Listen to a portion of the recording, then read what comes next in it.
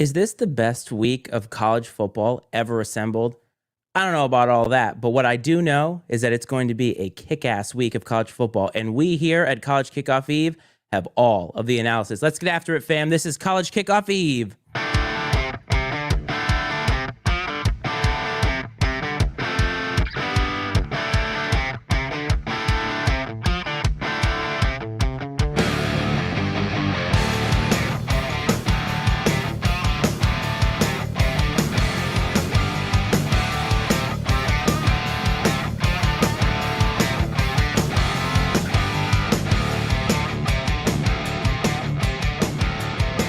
What's up, everyone? Welcome back to another edition of College Kickoff Eve. This is the Week 4 edition of College Kickoff Eve. As always, this is your host, the Iceman, Matt Freites. That is the coach, Brad Powell. Brad, welcome back. It is live, and we are in charge once again. Iceman, happy to be here. Week 4 of college football, and I had a little pleasant surprise this week. Got a little hookup, I guess you could say, on some tickets to tomorrow's Notre Dame Ohio State game. So, yeah, me and Dad are going to get up early, make the trip to South Bend, enjoy everything that the atmosphere has to offer. College game day will be in town, so super pumped. The game, it's an evening kickoff, so we'll have an entire day to take in all the festivities, and I'm pumped, man. It's going to be a great game. I don't want to know which one of your kids you had to sacrifice to get those tickets, but I'm very happy for you, and I'm sure it will be an excellent time.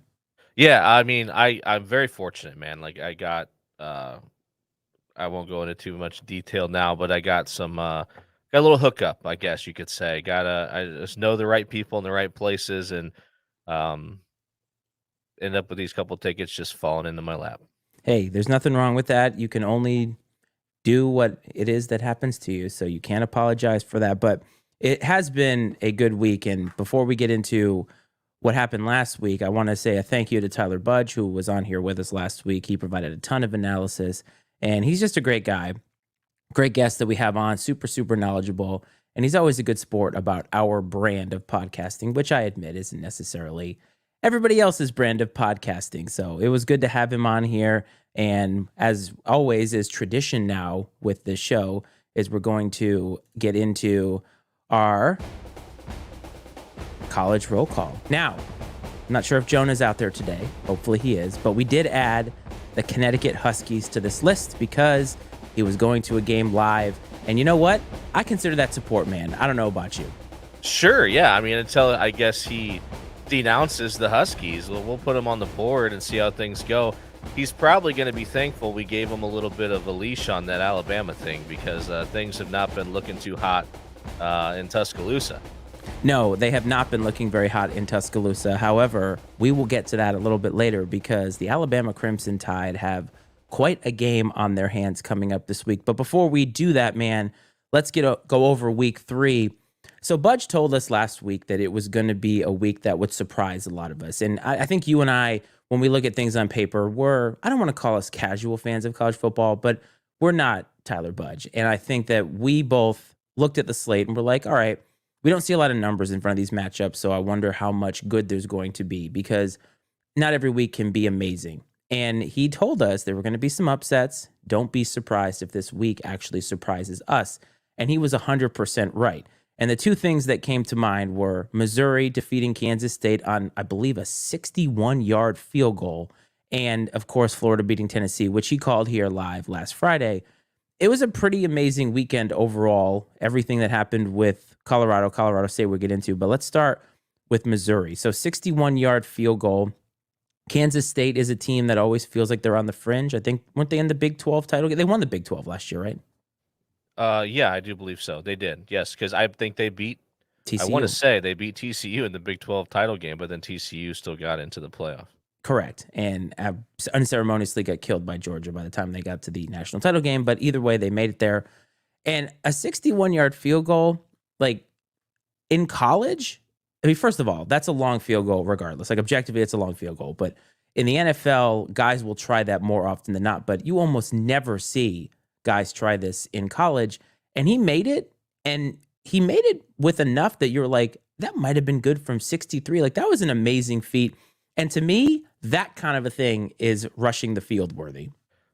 Oh, for sure. I mean, I gotta say this, did you see, like, the stature of that kicker? No. He was a larger than normal, above average sized kicker. Are we talking Sure. like Sebastian Janikowski size? On par, I would say. I mean, he definitely was a little on the husky side. So I mean, if you could put all that behind it, it just you know what I mean? Like certain positions when people have a certain body type, it just looks out of place. Yes. And in his case, it certainly did, but he shut everybody up, man, with that big boot. And it was impressive. I mean, that's clutch because how many times, I mean, I know Missouri plays in the SEC, but how many times do you think anyone on Missouri's roster, let alone that kid, has been in a moment like that where Oh, you had a chance to beat a highly ranked team um, with a last second field goal, a game winner, and to just be as cool as a cucumber, man, and just drill it. Super impressive. yeah, he drilled it too. And as a as a participant in the crowd, that kind of a moment has got to be super exciting because football rarely has that like walk-off moment. Baseball has that quite a bit. You know what I mean? The thicker kicker. I like That's that. perfect. Yeah, I agree. But baseball has more of those moments because obviously the home team gets last at bat, so they have the opportunity to come back and win a game at the end. But in football, most of the time, by the time you get to the fourth quarter, it's not even like a walk off, right? Like they score late, but there's still a little bit of accounting or administrative stuff that has to happen before the clock hits zero.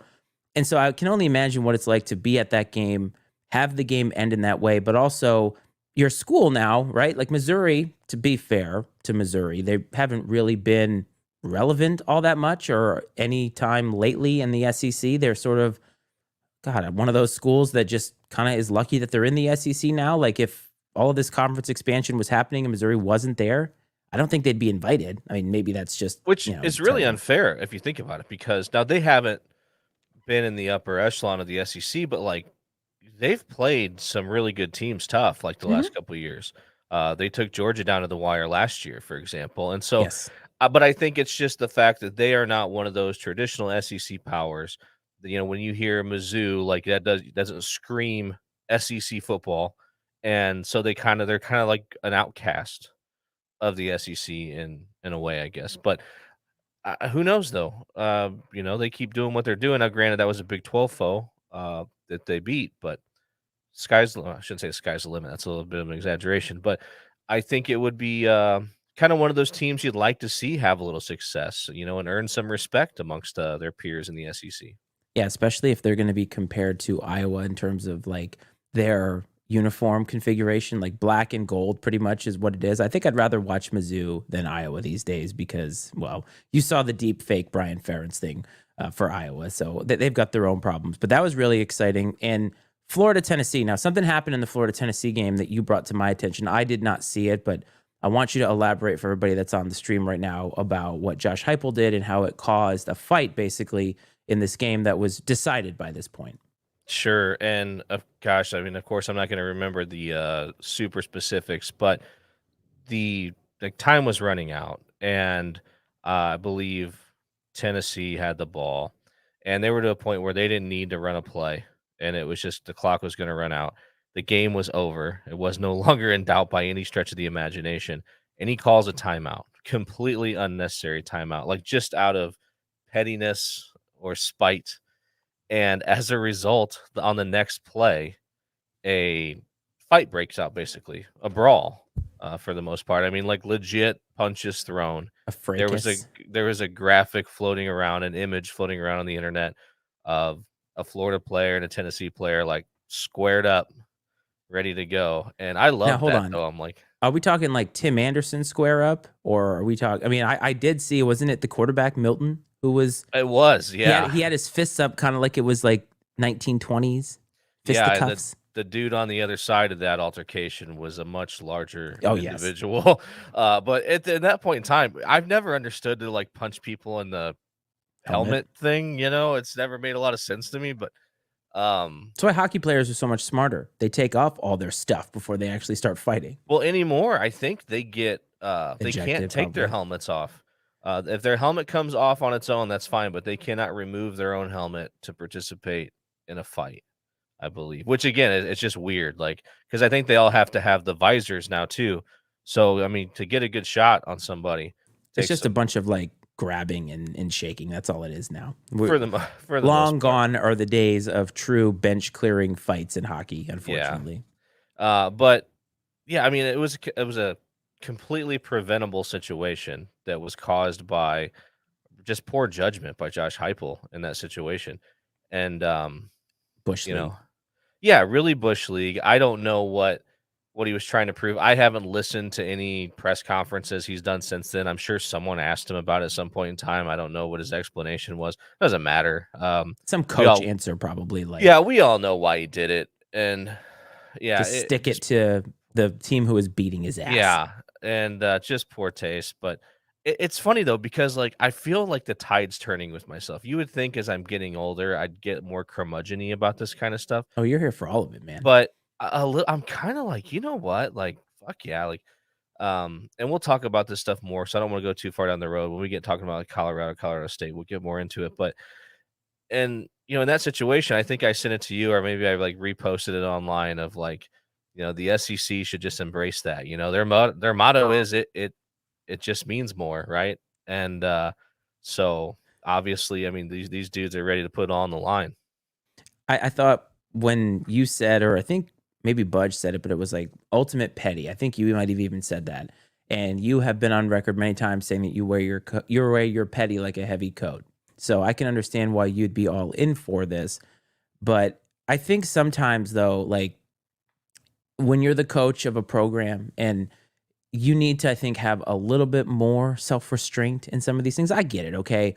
I think this was the 10th time in a row that Tennessee had lost in the swamp. So it's been a while. And I understand it. Tennessee had some hype coming into the season, which you said last week, having thought about it, was probably more earned from last year's success than this year's team and all that stuff. And I understand frustration. It's football. Like you want to go out there and win, but also you have to be a little bit smarter than that. And Josh Heupel needs to be just a little bit better, right? Like it's not a coachable moment what he did. It in no way is it going to do that. And it's just sad to see that kind of thing happen. But I get it. We're all human. We're all emotional. Well, and we're all quick to point the finger at Yeah. the players when the players do something, Yeah. react emotionally. And so I think we have to remember sometimes that the adults in the room aren't always in control of their emotions either. Nope. And of course people have their own they have power over their own free will, but a lot of times though you're going to behave in a way that is condoned or allowed within whatever environment you are operating in. And so if your program condones, or if your coach is leading with that sort of behavior, don't be surprised if you see that sort of behavior out of the players on the field. Yeah, because I think firmly that many times, and this is going to segue us into Colorado State, that I think teams represent themselves in a way that is sort of representative of their coaching.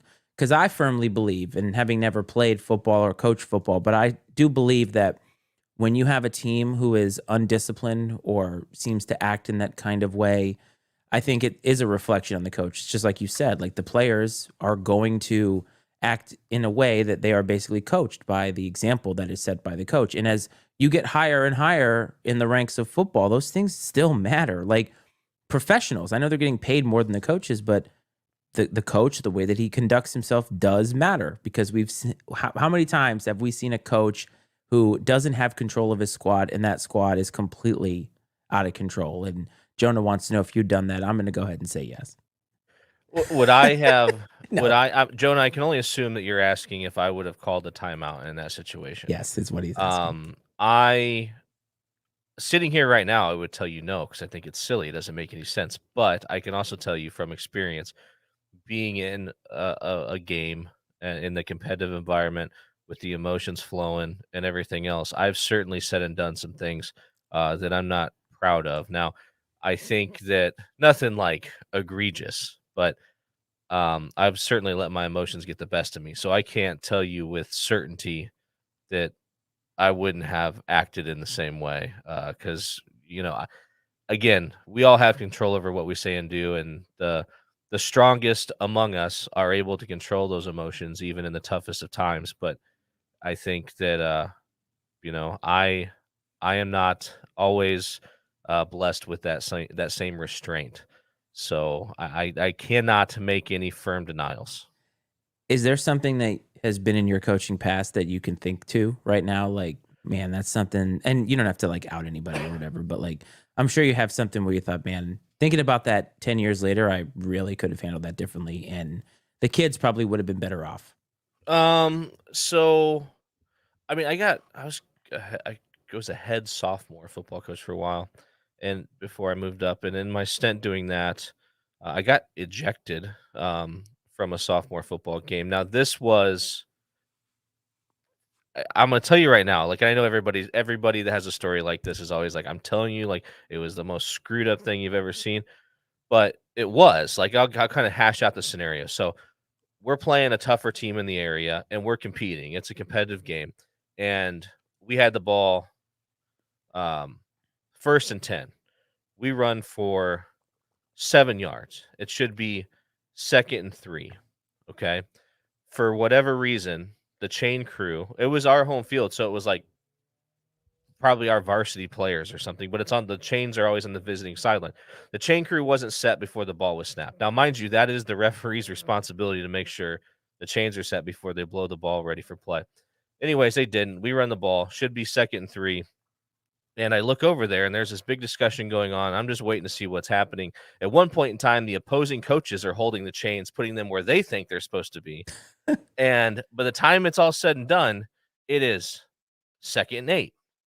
And I'm like, no, like that's not right. Like it should be 2nd and 3. You just took 5 yards away from us. You let their coaches essentially tell you where they thought the chain should go.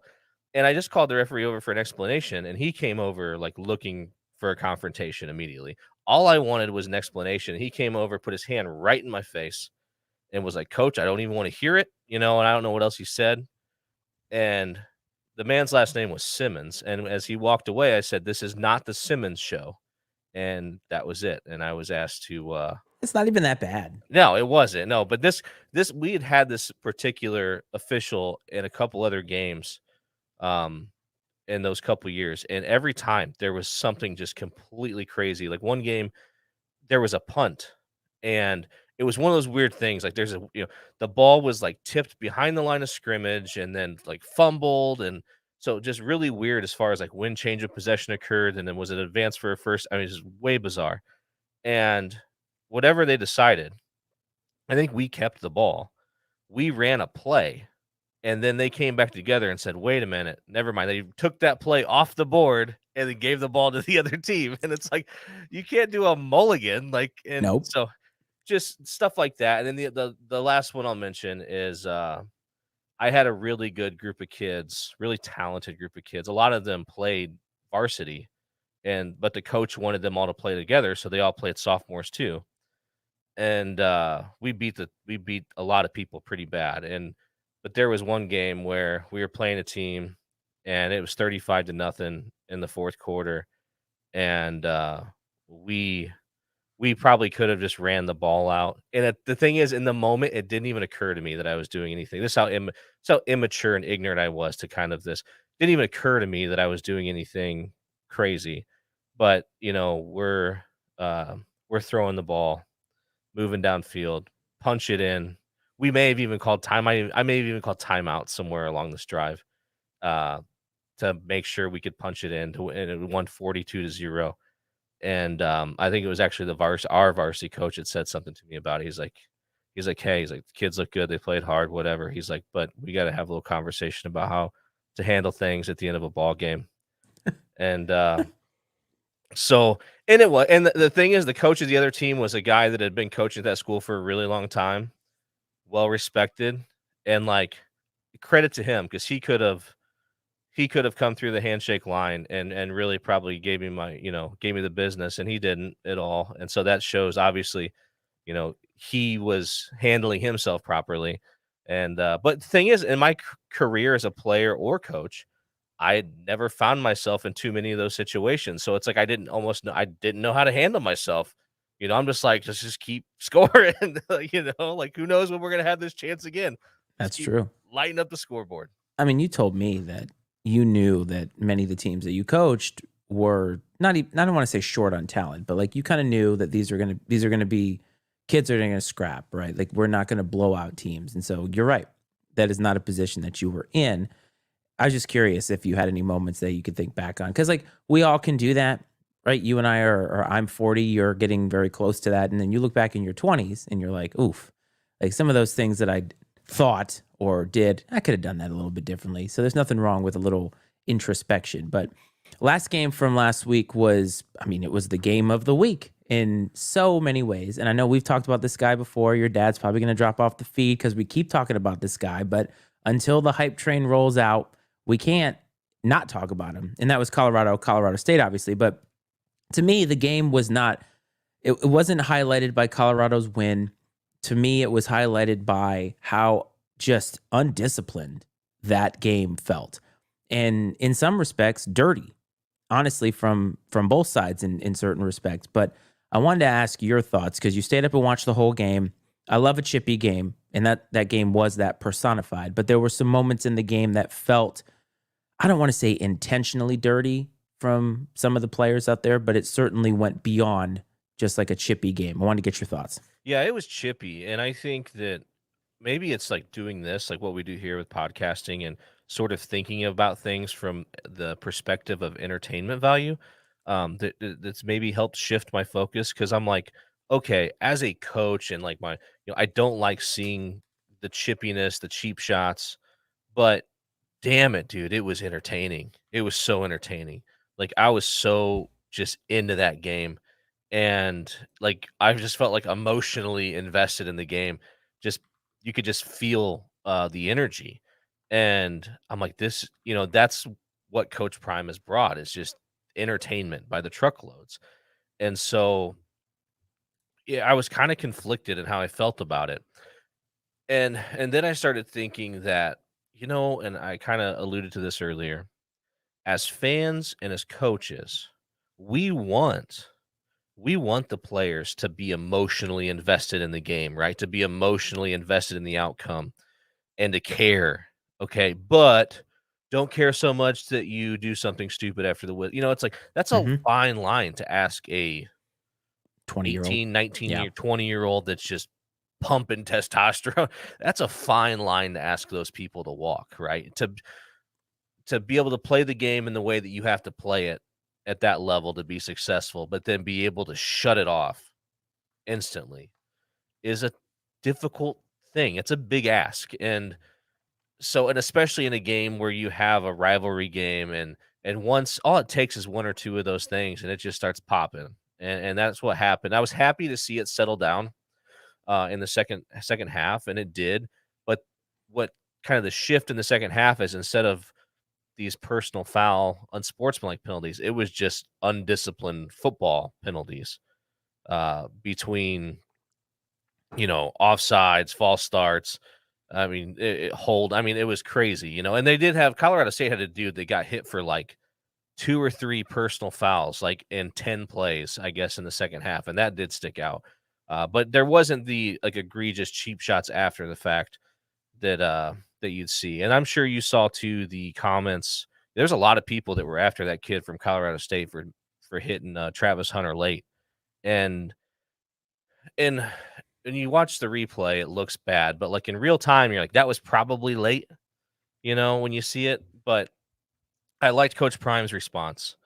And it was like, hey, man, the kid's playing football. He's playing hard. He's not out there trying to intentionally hurt anybody, which is probably true, right? You get caught up in the emotion of the moment, and it's tough to hit the brakes on that. And do I think it was obviously it was a late hit, unnecessary? Do I think that his intention was to put Travis Hunter out for a couple weeks? No, I don't think that kid went into that situation trying to do that. But that's just kind of what you get with this game, And I don't know. I just it's weird because what I'm saying to you right now is like if 2 years ago, 3 years ago, if you were asking me this, I would be like, this is this is ridiculous. This is undisciplined football. This is not what the game should be about. I mean, I would probably have a completely different opinion. But I don't know. I guess I'm trying to step back from it and look at it with a little wider scope. But can it kind of be multiple things? Can it be undisciplined football, which it was? Like, objectively speaking, the undisciplined nature of how Colorado State played in certain aspects probably cost them the game, right? And I know it's a huge ask, but it's something that you need to have in certain moments. And I think that the hit on Travis Hunter, most people probably felt a way about it because of the fact that he was able to avoid his own guy to make sure that he got the hit on a ball that had already hit the ground. So I think he wasn't obviously intending to hurt him. Death threats are never, there's no place in any sport, anywhere for anything like that. And so Coach Prime, if he had responded any differently than what you said, I think it would have been like, well, no, there's no place for that. Like, even entertainment value aside, there's no place for that. But one of the things that I noticed about this was that even though both teams played very sloppy, it was very chippy. That's going to happen in games like this because, to be fair, the national media sort of made it so. Game day, big noon kickoff, whatever it's called, Pat McAfee, all these people are at Colorado. Not much talk of Colorado State at all. Even we didn't really talk about Colorado State in any way. We talk about Coach Prime because he is the draw right now. So I can understand the kids being frustrated, the coaching staff being frustrated, and it manifests itself on the field. But unfortunately for Colorado State, that was a winnable game for them. And it would have been a real big notch in Jay Norville's belt to get that win. And I do think they cost themselves from some of the emotional nature of that game. Yeah, they definitely gave up more penalty yardage for sure, and the penalties hurt them. But I'll say this: I do think the nature of the chippiness, the psychological factor of the chippiness, I think that bothered Colorado more than it bothered Colorado State. It almost felt like it was part of Colorado State's game plan a little bit. Like, hey, let's go out there and get under their skin a little bit and make them, get them out of their game plan and have them more worried about trying to get back at us than just playing football. And I think for a while, man, it really worked. And then in the second half, I think Colorado State shifted to playing not to lose, got complacent a little bit, and Shadur Sanders is really, really freaking good, and you can't just sit back and let him pick you apart. Pick his own defense apart because he's going to do it even Yep. without his best target on the field. And I thought that was really impressive. And he may have found another great target in his tight end. Man, his tight end had a huge second half in overtime. Period. It was fun to watch, and it's like I kind of felt like we kind of watched Shadur Sanders grow up a little bit in that 40, the second half, and then overtime. It felt like you kind of saw him mature somewhat and have to, instead of like it's almost like with Patrick Mahomes when Travis Kelsey was out week one. It's like he seemed a little lost in those tough moments, right? Because he didn't have his go-to guy on the field, and it reminded me of that. And to see him kind of calm down a little bit, settle in, and find other ways to move the ball was really impressive. Yeah, it was. And what I'll say, the last thing we'll say about Colorado for this week anyway, in terms of week 3 was, it's entertaining. It's appointment television. And one thing that you cannot dispute about what Deion Sanders has done is he has made a lot of fans of college football who were not fans of college football. And you and I both agree that's better for the sport. The best thing for the sport is more eyes, more entertaining teams. And I think this year we have that in spades. And I think it's a fun thing. So before we get into week 3, these are the current top 10 rankings. I always do the AP rankings because I feel that the AP rankings hold a little bit more weight because you see a lot of fluctuation, but nothing about this top 10 surprises me. Obviously, some teams have dropped a lot. One of the things I've noticed, man, is that the committee is not unwilling to drop a team a long way, like 10, 12 spots when they lose. So Kansas State went from 15 to they're out, like completely out. And I kind of like that. I like that they have the balls to do that. Yeah, I'm surprised because my dad and I were even talking about that. He's like, you think that Alabama will fall at all for their showing against UCF here? And I said, I don't think so. I don't think that they'll do it. They'll slip a little, but I don't know that you'll see much. And so, like, kudos to the AP. The only real gripe I have with the top 25 at this moment is I think that USC should be a little higher. Um, they've looked really good. They're one of the only top teams that hasn't struggled a little bit in at least one of their games so far. Everyone, the other, Georgia had a hard time with South Carolina. Michigan got off to a slow start against Bowling Green. So I don't know. And I mean, it's Texas. Yeah, they had the big win, Alabama, but they didn't look very good for 3 quarters at Wyoming last Saturday night. So They moved up I, a slot too. yeah, which I thought was really strange because I don't think that anyone played poorly enough to like fall back one. I mean, Florida State, yes, okay, Florida State wasn't their best effort against Boston College, but USC has kind of just gone out there and for the most part dominated people.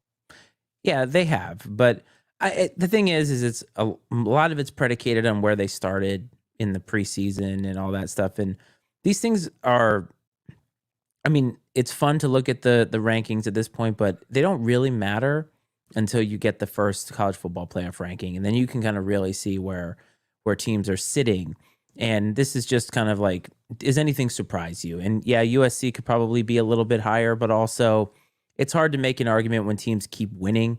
And I mean, Texas didn't look good this week, but they probably have the best win on anybody's resume, having beaten Alabama in Alabama. Now, how that will age, I don't know. But to this point, that's the way it looks. But let's get to our team. So we'll get Virginia Tech out of the way because they are 4.5-point underdogs at Marshall this week. This is a team with no offensive potency.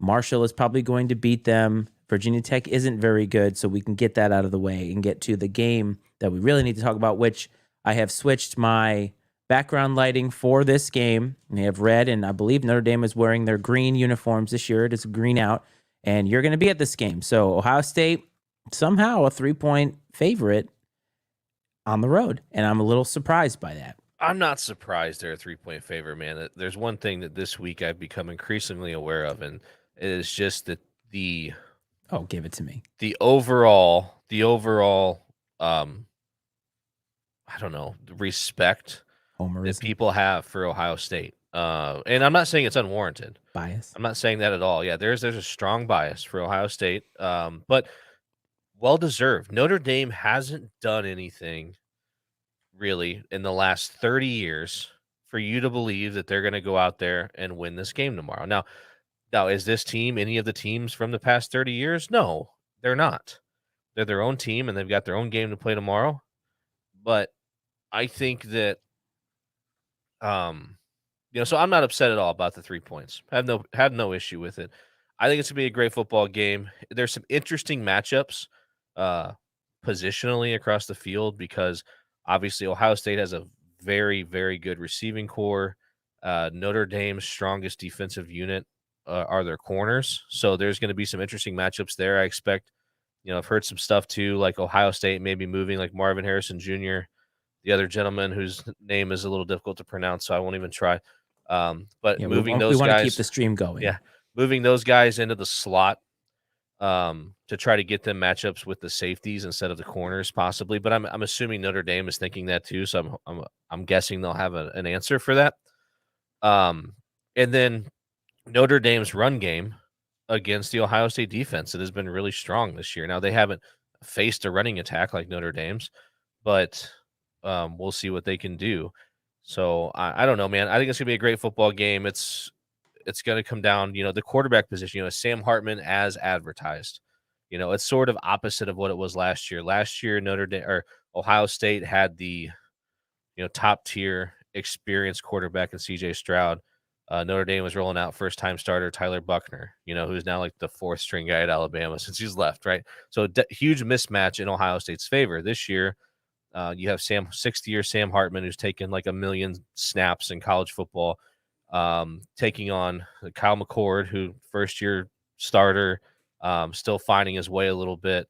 There was a quarterback battle, coming into the beginning of the season. So I just think you have the opposite now. Now I think Kyle McCord's a little more formidable than Tyler Buckner, so it's not quite the same exactly. But can the environment in Notre Dame Stadium and Notre Dame's defense and their game plan do enough to disrupt the young, inexperienced quarterback? And can Hartman be who he's supposed to be? Right, be as advertised.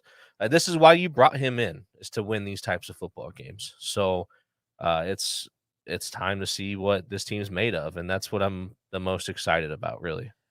I would probably say that when it comes to, I don't know, like flashy skill position players, Ohio State probably has a slight edge in certain places, like receiver, as we talked about with Marvin Harrison Jr., who's just ridiculous.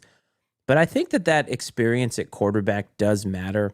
Sam Hartman isn't a 6-year starter having come from like Western Kentucky or something like that. He played at Wake Forest and played a lot of good teams in the ACC, played some pretty big games in the ACC. And I think that experience means a lot in this particular situation because they're playing at home. There's a lot to prove. It's a team, a younger team, and Marcus Freeman is still a relatively young coach. You'll have to excuse me. My furry co-host is walking out the door, and it's like there's a lot on the line here. And who better to have at quarterback than a guy who, in theory, has no nerves, right? A guy who has ice in his veins. And I think that's what you want, a real leader in this position. I think Ohio State does get a little bit of the benefit of the doubt. But one thing that scares me about Ohio State is that they're a team that is, even though the fact that they're number 6, they're kind of under the radar right now because they're not doing anything flashy enough to be a part of this national narrative. And I think part of that's because Colorado has taken over the national narrative, but we'll see. The reason I was surprised that Ohio State was favored was because it was a road game for them, and Notre Dame Stadium, tough place to play in these big environments. And I think the crowd will be there. Touchdown Jesus will be there. Maybe he won't be taking any snaps, but he'll be there. And I think it's going to be a more difficult challenge for Ohio State than people are giving it credit. Sure. And that's one thing about Notre Dame Stadium is that now night games at Notre Dame, like night games anywhere, have a different vibe, right, than a noon kickoff. But one thing Notre Dame has historically struggled with is these big games against big time opponents, getting a lot of opposing colors in the stands. Like when they played Cincinnati, the year Cincinnati went to the college football playoff, Cincinnati came to South Bend. And if you were to see it on TV, I mean, it was almost, I mean, it was at least 50% red. And when Georgia came back in, was it 2019 maybe? A lot of red. Way more than, and not just like one little corner, like a lot of red. And part of that is Notre Dame season tickets are so astronomically expensive that you have a lot of these season ticket holders who can sell tickets to just this one game and basically pay for their entire season ticket package from their earnings. And I think Notre Dame has taken some steps to try to prevent that in this game in particular. Especially you got to consider the fact that, I mean, Ohio State, Columbus is only like 4 hours from South Bend. So, Yeah. I mean, this is drivable, right, for their fans. When Clemson came to Notre Dame last year, there were a lot of Clemson fans, but not a noticeable amount to make you go, uh-oh, but also not exactly, it wasn't a 4-hour drive for those people either. And I'll say this, all the Clemson fans that I interacted with or saw, very friendly. And Notre Dame fans really very welcoming to opposing fans. But I think I was telling my dad, I think tomorrow, because we've been to the Daniel Jones Duke game when Duke won.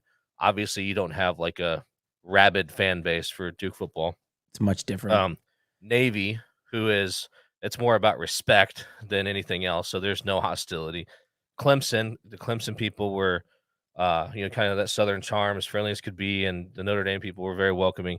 But I think tomorrow is going to be a little bit different. I think so. Ohio State fans, I mean, every fan base has its like extreme crazy fans, but Ohio State fans are kind of dickbags a little bit. So I expect there to be a little more hostility amongst the fan bases tomorrow. I told my dad, I said, don't you run your mouth and get me wrapped up in something that I don't need to be involved with.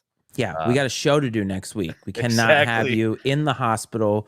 We have shit to do next week. Can't have this. Right. It's going to be a fun time for you, though. I'm hoping that you can get your face on game day, and I'm hoping that you can make a sign that says "Budge for President," something like that. Maybe get a couple signs made, a couple of plugs for the network and INC and Budge. That would be amazing. But you'll have to let us know how all that goes next week, assuming that your dad doesn't get you into some bar fight with a bunch of Ohio State Buckeye fans and you don't make it back. But before we get into the games that are coming up in week 4, just a little bit of a plug. As you know, there you go. excuse me, as you know, INC is now a proud partner with New Era Cap. So if you're looking to get a hat and you want to up your, I don't even know, fan game, whatever you want to call it, just visit neweracap.com/Iceman and use the code Iceman to save 15%. It helps us pay some of these little podcasting bills and have a good time. So if you want to get yourself a nice little hat or anything else that New Era has to sell, this is the way to do it. So that is the last plug for the day. All right, man. So week 4, this is such a massive slate. And I feel like because of that, it's going to disappoint because that's just the way it works, right? On paper, it looks great. And then, of course, it's going to be an absolute dud, which would be perfect for you since you're not going to be sitting in front of a TV all day. But I think there are 6 matchups where both teams are in the top 25 playing each other, which is just fantastic. But there's first game on the list here is Florida State traveling to Clemson. Now, for so early in the season, this is a big game for both of these teams because Clemson obviously reeling after their first loss of the season in the opener. Florida State had some injuries last week. I think they lost their quarterback, nearly lost to Boston College, and Budge almost had a fit because that would have just been amazing. But this pretty much makes or breaks Clemson's season and may or may not make or break Dabo Swinney's tenure there, depending on how he adapts after this. So I think this one's going to be interesting. I think it's going to be very close, though. It depends on how Florida State comes in. What do you think? Yeah, the spread's a lot tighter than I think people anticipated, but I think that's also a result of what happened last week between Florida State and Boston College. And yes, all Just right, want to put that out there. We will let that sit until next week, and we can tell that story. that works. That works. So, um, I think that you know the Clemson loss happened a couple weeks ago. Everything's about recency bias and what's happened more recently that's notable between these two teams, and it's Florida State just sneaking out of the Boston College game with a win, and Clemson has been mostly dominant since the Duke loss, and Duke has proven to be formidable since then as well. So it's like they're sort of I don't know who the odds makers, whoever, Clemson's sort of been forgiven for their sins of week 1 at this point. So I think it's going to be a great football game. Yes, Florida State's played LSU, but they beat LSU last year, so this is a whole different animal, so can they get this monkey off their back, I guess, and sort of anoint themselves, right? And establish themselves as the team to beat in the ACC. Yep, this one pretty much dictates who's going to probably win the ACC or at least win it in the regular season. Because as you know, the ACC no longer has division, so it's only the top 2 teams that go. So it's not like Clemson's out for winning the ACC. Definitely out in the playoff if they lose. So this will be one to watch in terms of the playoff because I think one of these 2 teams could be in play, whoever wins this game, but we'll see what happens. The game that everybody's going to be talking about, Colorado at Oregon, I think that this is the moment where I know we said this about TCU, but Oregon is not TCU. Oregon seems like a well-oiled machine. Bo Nix is playing amazing. They gutted out a win against Texas Tech, and they looked amazing this week against Hawaii. And they have Colorado coming in with all the hype. But Eugene is a really tough place to play. I think Oregon is up to the task, and this could be where the magic of Coach Prime ends. But I'm not sure how I feel about the spread, which we'll get to later. Yeah, I think obviously the toughest environment that Colorado has played in up to this point. That's no disrespect to the fans at TCU. There's going up to Eugene's different. Way different. And then I think you add in the fact that they're going up there without their best player, and Travis Hunter won't be playing this week. And also add to the fact that Colorado's not sneaking up on anybody anymore, right? I mean, they snuck up on TCU. Nobody, very few people saw that coming. We did. What are you talking about? And so I think that, obviously that is past, and everybody knows what they're getting themselves into with Colorado coming to town. Their defense is still extremely suspect. And I do believe that Coach Prime told, they mentioned during the broadcast that he goes, I'm about 5 or 6 dogs away from being where we need to be. So he's admitting they don't have the talent that they're going to need to compete at the highest level. But you still can't take anything away from them. They're way further ahead than any of us thought they would be at this point. So credit to them for that. And it'll be interesting to see how they're able to compete in a rough, raucous environment. Yeah. And I think how they handle adversity, in true adversity. Not like this is a chippy game, but I mean, Oregon jumps out 14-0 on them. How do they handle that? Because the crowd's only going to get louder when that happens. And I think it'll be a fun game to watch. The other game in the Pac-12 that's interesting, UCLA traveling to Utah. This is interesting because UCLA has kind of creeped their way into the top 25. Chip Kelly's got the boys rolling, even though he claims to only get like 3 possessions a game. And Utah, I think, are they getting their starting quarterback back? I don't know. I'm not sure, honestly. The reason I don't I'm have my asking, finger on the pulse of Utes football, come on, but man. Budge probably knows. That's Reason how I'm I ask- learn everything. I All just right. watch Budge. Reason I'm asking is because the spread has creeped up by almost 2 points over the course of the week. So I was like, I wonder if something happened there. But this one's intriguing because Utah, I think, is a good squad. They're obviously very seasoned. And UCLA isn't really known for these big wins under Chip Kelly. I mean, really ever, but under Chip Kelly. So this one could be fascinating because it could dictate some things later on in the Pac-12. I think you're right. And another tough place to play, man. Utah is no cakewalk by any means. And I think this could really determine who is going to be in that top group of 3 or 4 teams that are going to compete for the conference championship at the end of the season. Whoever comes out of this game. It'll be interesting to see. I do expect it to be a pretty competitive game, though. No doubt about that. Yep. And I think the game that outside of Colorado, Oregon, that everybody's going to be talking about, because I think that this is going to drive an interesting narrative going forward, is your boy Lane Kiffin traveling to Tuscaloosa and facing Nick Saban and the Crimson Tide, who are about as shaky as they've ever been. And I think this is a make or break game for Alabama in terms of this season, because I think they're a very talented squad, but this is the chance, man, for Lane Kiffin to get that big signature win against the big bad Saban. Yeah, that storyline's probably the most intriguing thing about that game this weekend, I think. Because I mean, there's not a lot to get excited about when it comes to Alabama and their on-field product. If it weren't for Nick Saban, they would people would probably be way more down on them than they are, because the production on the field has not been impressive. They don't have a quarterback. And then just the whole shtick that kind of comes along. I'm sure people have seen stories about the relationship between Lane Kiffin and Coach Saban. So that just adds a whole nother level of intrigue, in my opinion. Hi, James. James, what's up, buddy? Can you hear him? Yeah. All right. What you got there? Bumblebee. Bumblebee. All Yes. right. We're a big Transformers phase. All right, James, I need you to pick a game for us. Can you do that? Yeah. Okay. Who is going to win, Ole Miss or Alabama? Alabama. Okay. You heard it here Roll. first. Write that down. Take that with the points. Parlay. We're going to start one right here. Yeah. Who do you think is going to win, Alabama or Ole Miss? Ole Miss. Okay, so take that too. Bet both sides. You want to make sure you hedge hedge your bets. All right. Is there anything you'd like to say to the viewing audience before you go to night? Say roll Tide. Can you say roll Tide? Roll Tide. Can you say shake down the thunder?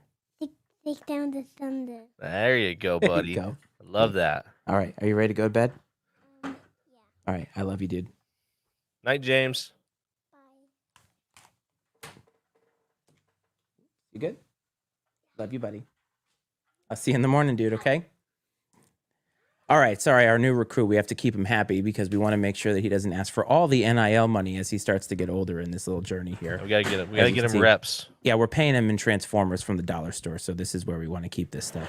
So, I agree with you on Alabama, but it's funny because Alabama and the Patriots are kind of in the same spot, right? Where people are questioning the guys who've been winning over there because the landscape of the league is completely different. So that won't be good to watch. The Budge Bowl, Oregon State traveling to my boys at Washington State, who got a couple of big wins, and now all of a sudden they're in the top 25. My man, this Pac-12 is really making their swan song heard.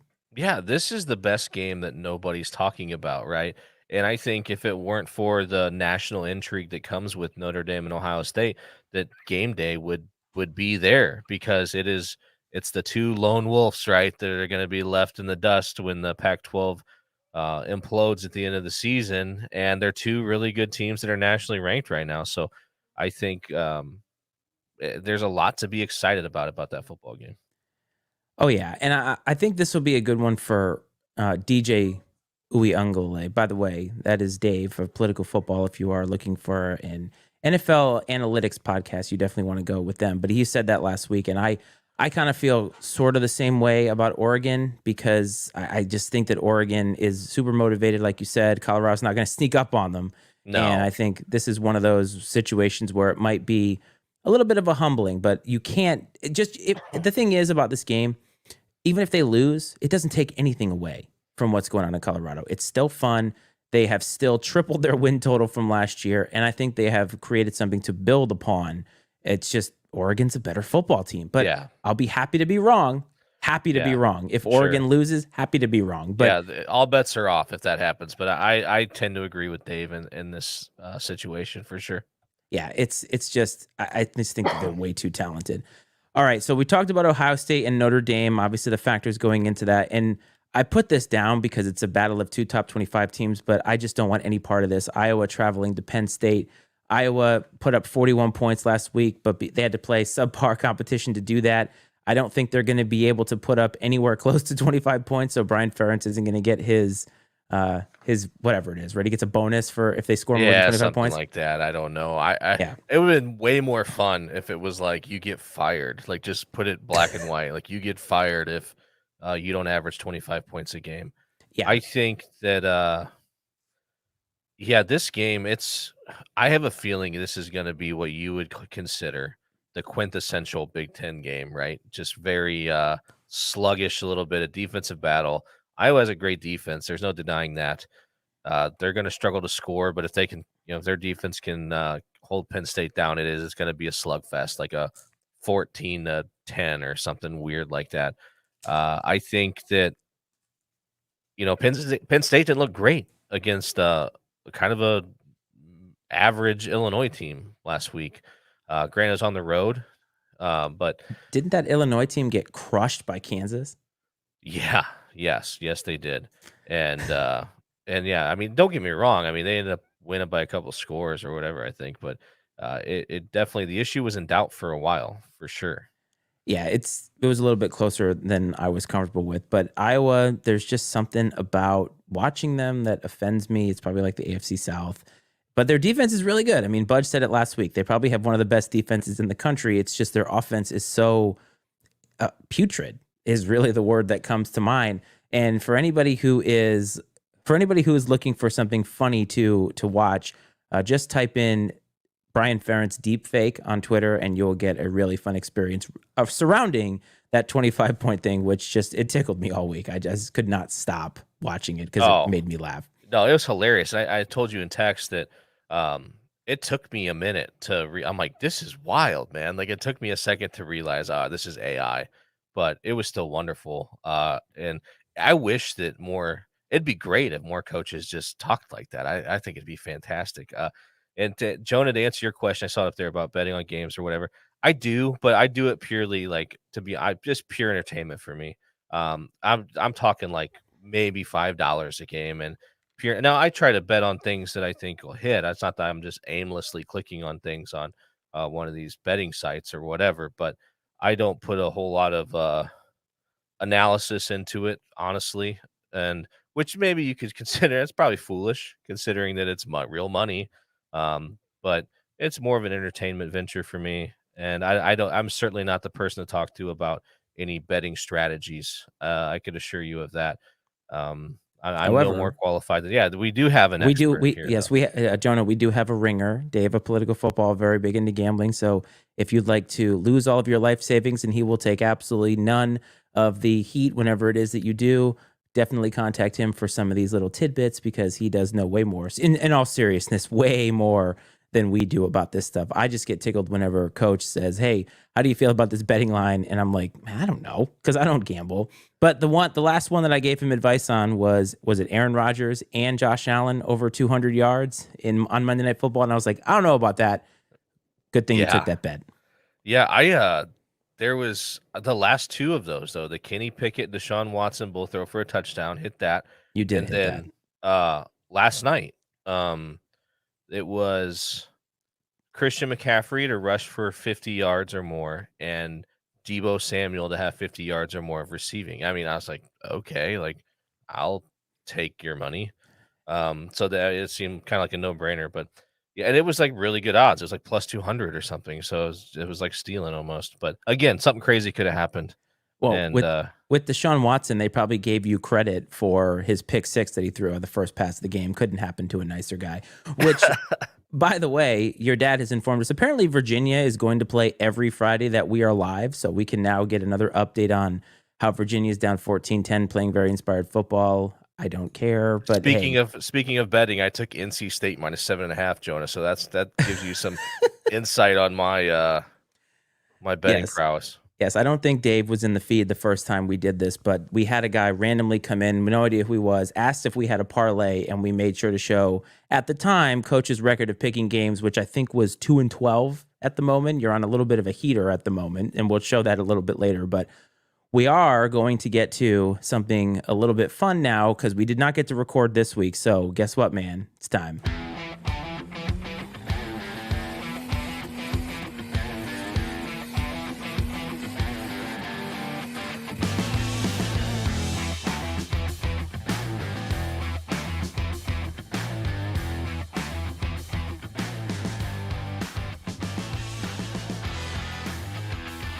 Yep, that sound means it is time for Crunch Time, where Coach and I go back and forth picking 10 games. This week we have a little bit of a bonus because there are so many great college football games on the horizon. So, Coach, I believe we are going to pick 12 games this week. But after last week, I went 4-6, you went 6-4, both back to the mean of 500, which means, as usual, this show is decidedly mediocre. Coach, are you ready to get going?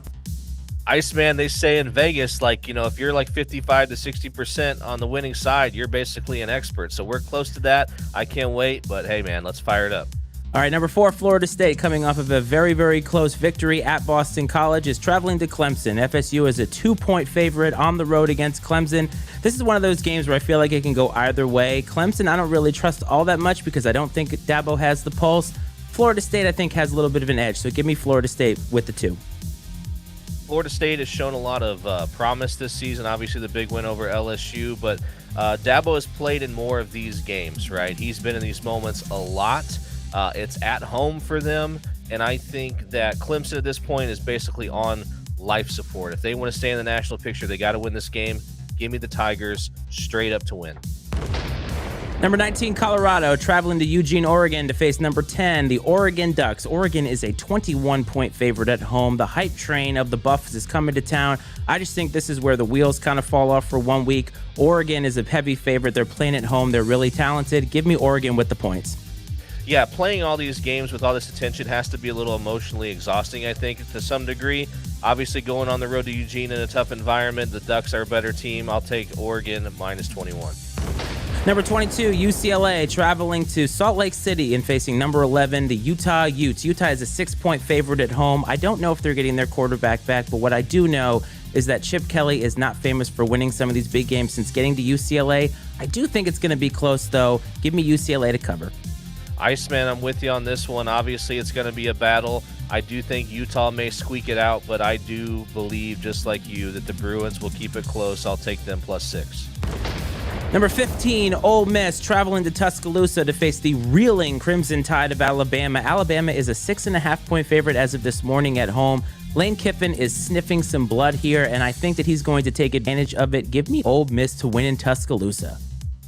Man, this is we're going to come out with the same record at the end of the day. I'm with you. I think that to be safe, I'm just going to take the plus 6.5 instead of a straight-up win, but I'm also on Ole Miss. The Beavers of Oregon State traveling to Pullman, Washington to face number 21 Washington State. The Pac-12 this year is going out with a bang. Oregon State is a 3-point favorite at home with DJ Uiagalelei. I know that Budge is going to hate to hear this, but I just feel like Washington State has some momentum, and I think that they're going to pull it off. Give me Washington State in the upset. So I think Washington State's been playing some very inspired football. There's a lot to like about their coach and what they got going there, but I think at the end of the day, Oregon State's just a better team.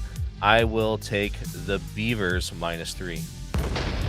And the game of the week that Coach will be at, number 6, Ohio State, traveling to number 9, Notre Dame. OSU is a 3-point favorite on the road against Notre Dame. As you said, it could be a 50-50 crowd here. Ohio State has some of the better position players. Notre Dame has a really good home field advantage if the people show up. I just feel like Ohio State is going to come in here and take care of business. So give me Ohio State -3. It's going to be a battle either way, and these are two really good football teams. Notre Dame has a lot to prove, but hey, man, wake up the echoes, shake down the thunder. I'm taking the Irish to win. And the last college game, number 24, Iowa, traveling to Happy Valley to face number 7, Penn State. Penn State is a 14.5-point favorite at home. This is a whiteout game, the famous whiteout game. Brian Ferentz is going to try desperately to make sure that they don't lose by more than 14.5. I just don't see the defense being able to make up for all these things. Give me Penn State with the 14.5. I think Iowa's defense is just too good to lose this game by 14 or more points. I told you, I think it's going to be a slugfest, something like 14-10.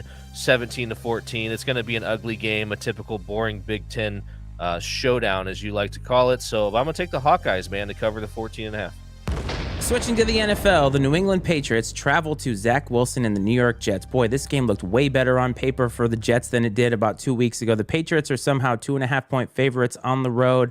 I don't know, man. I don't feel like the Patriots are capable of winning a game, even if Zach Wilson tries to give the game away. I think that this defense is wounded after last week, and I think the Jets are going to come out playing inspired football defensively and pick off Mac Jones a couple of times. Give me the Jets at home.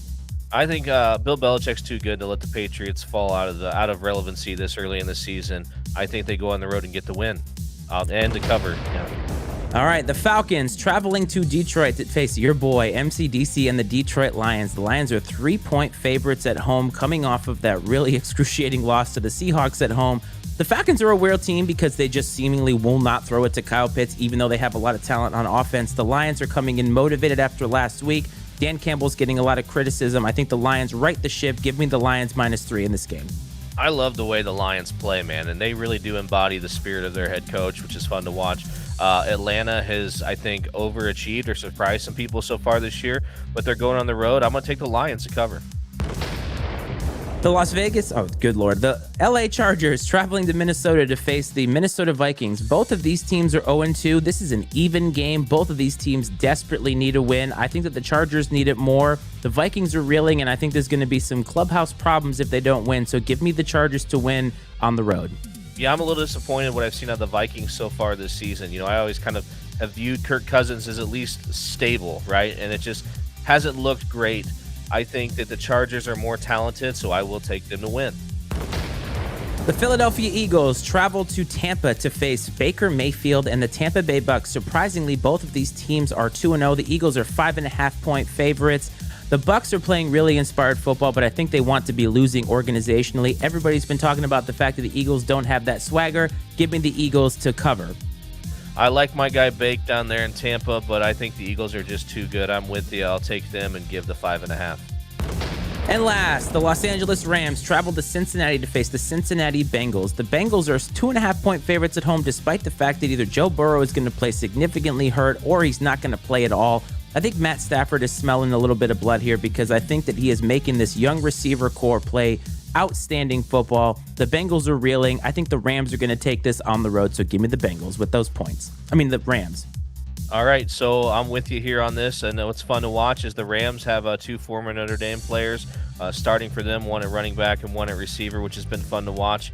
And it breaks my heart a little bit to have to pick against the Bengals and Joe Burrow, but they've not been impressive. Burrow's banged up, so I'm with you. I'm going to take the Rams and lay the 2.5. All right, man, that was an extended crunch time. That was intense. That was a lot of games. We cycled through the music once or twice, but you know what? It's always a fun thing to do, and there's just a lot of games. Like, I could not narrow it down to just 10. We had to make sure we included all of those matchups in college and some of the NFL matchups too, because the action is only going to continue to get better. So definitely always have a good time doing crunch time with you, man. Oh, it's a blast, man. It's a lot of fun to sit there and dig into all the matchups and to have to sort of, sometimes I do a little research and try to think ahead, but for me, it's more fun to just do it right off the cuff, man. Like, what's my initial emotional reaction in the moment? It's more fun that way. Yeah, I never do any research, by the way. Never look it up. Outside of having to put this list together for it to get the spreads, I think about it in the moment, and that's why I'm 15-15. I don't know anything more than anybody else, but damn it, it's fun. Oh, it's a blast.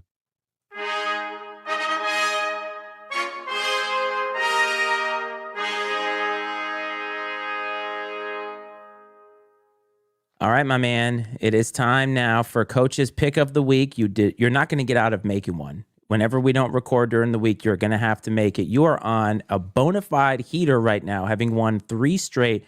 Your record is now 5-12. So anybody in the feed who's looking for a very, very crappy parlay, this is your time. So, Coach, please bless us with a Pick of the Week. Hear ye, hear ye. It is fun to finally give the live viewers a taste of Coach's Pick of the Week. This week, we are going to travel to the heart of Appalachia, to Morgantown, West Virginia, where the Texas Tech Red Raiders will take on the West Virginia Mountaineers. West Virginia is currently a 6-point favorite coming off a big win in the backyard brawl. Texas Tech came into the season with a lot of optimism, hasn't quite lived up to the billing to this point, and I don't think they're going to turn things around this week. And for that reason, I'm going to take the Mountaineers -6 over Texas Tech. Wow, you're picking the Mountaineers. When I heard West Virginia and Appalachia, I thought you were going to pick Virginia Tech to upset Marshall, but I'm glad that you went the sensible route and you're going with your Mountaineers -6. So let's see, man. This could be 4 wins in a row for you. I think by the end of the season, you could be back to 500, which honestly would be incredible. So thank you for that pick. And for everybody else, so let it be written, so let it be done.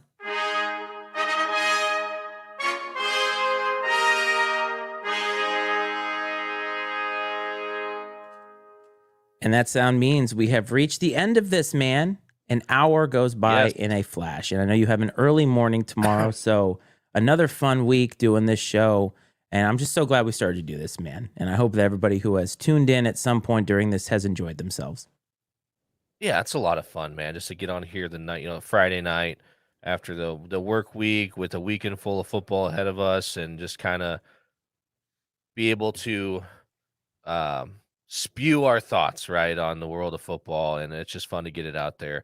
And I gotta tell you though, buddy, I really I was this close to taking Marshall to cover as my pick of the week, but I didn't have the heart to do it to you. Hey, I would have. I mean, it was in the DraftKings app. I was like, oh, that sounds kind of enticing. But like I said, always happy to be wrong, but always a good time this week. I just want to remind everybody before we get you out of here, if you want to follow us on social media, you can find us on TikTok at INC Sports is the handle to do that. On Twitter at Iceman and Coach is the handle. Facebook, INC Sports. Twitch, INC Sports. If you are watching on YouTube, make sure to hit like and subscribe. If you listen on Apple or Spotify to Iceman and Coach or any of the other INC entities that we have, don't forget to hit follow, subscribe, rate, all that good stuff. MattySmedia.com is back up if you want to follow us there and find the other podcasts like Political Football, which Dave was a representative of earlier. It's been a fun week. It's going to be a great slate of college football wherever it is that you watch, whatever it is that you do. I hope it finds you well. I hope it finds you safe. Coach, have a great time tomorrow, and we will see you next time. This is College Kickoff Eve.